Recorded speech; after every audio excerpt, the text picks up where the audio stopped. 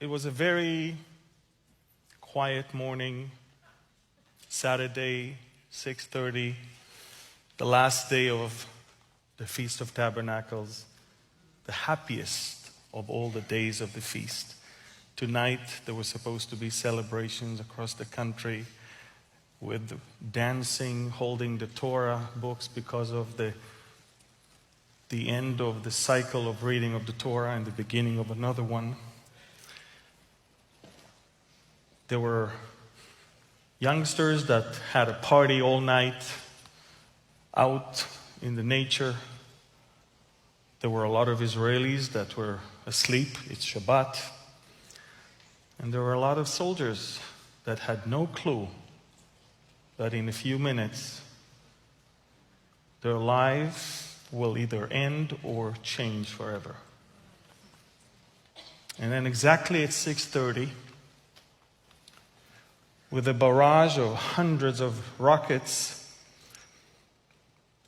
in a very daring move, Hamas terrorists attacked nearly 50 Israeli military outposts along the border.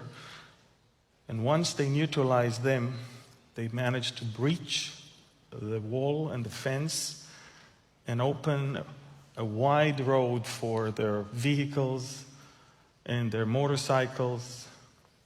And they also used some gliders. And within 20 minutes, at least 1,000 terrorists infiltrated into Israel and totally surprised the people in that outdoor party, civilians that are sleeping in on Shabbat, and the soldiers that never saw that coming. And within a matter of 1 hour, we already counted more than 100 dead. As of now, it's over 200. But the astonishing thing, the one thing that we dreaded the most, is the fact that they were able to abduct nearly 100 Israelis into Gaza Strip. And they paraded them on the main road. Women and children and old people and young people and dead bodies of Israeli soldiers were all paraded along the main road.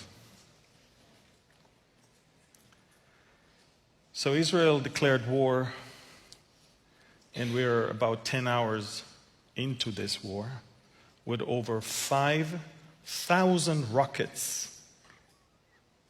in less than 12 hours. Another disturbing thing is, which leads me to believe that there is a country behind it and not just a terrorist organization, is the fact that in a very strange way, the Iron Dome missed so many rockets. And there were direct hits in so many places. And Hamas basically declared, we neutralized the Iron Dome. These capabilities can belong to only one of two superpowers in the world. And let me guess that it's not America. We are dealing with Russia right now. Only Russia could train them to use drones and drop bombs from the drones. Only Russia could sabotage the frequency of radars to that degree. And we are facing something bigger than we have ever seen since the establishment of the State of Israel. Throughout all the wars in 1948 and 1956 and 1967, 1973, 1982, throughout the 1990s, of course, there was the Lebanon War also in 2006. It has always been the case that Israeli soldiers fought in the front line. Today, Israeli soldiers did not fight in the front line. Today, terrorists knocked on the doors of civilians in their homes. It's equivalent to two things. To a roughly 2,000 terrorists taking over a large portion of New York City, taking many people as hostages, and transporting at least 1,000 American civilians to Afghanistan.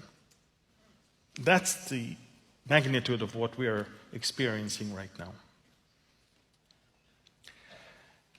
At the same time, Hezbollah has elevated its alertness and readiness for war. The United Nothing is now locked up in their bases in southern Lebanon, UNIFIL, the United Nations Special Forces in Lebanon. They do nothing. The Taliban in Afghanistan just announced that they're ready to go and liberate Jerusalem if only the other Sunni Muslim countries allow them free pass all the way to Israel. The second and the third armies of the Egyptian military are now on the highest alert. And we are facing an existential threat. Now, I'm not afraid. And I'm not afraid because I know that he that keepeth Israel shall neither slumber nor sleep.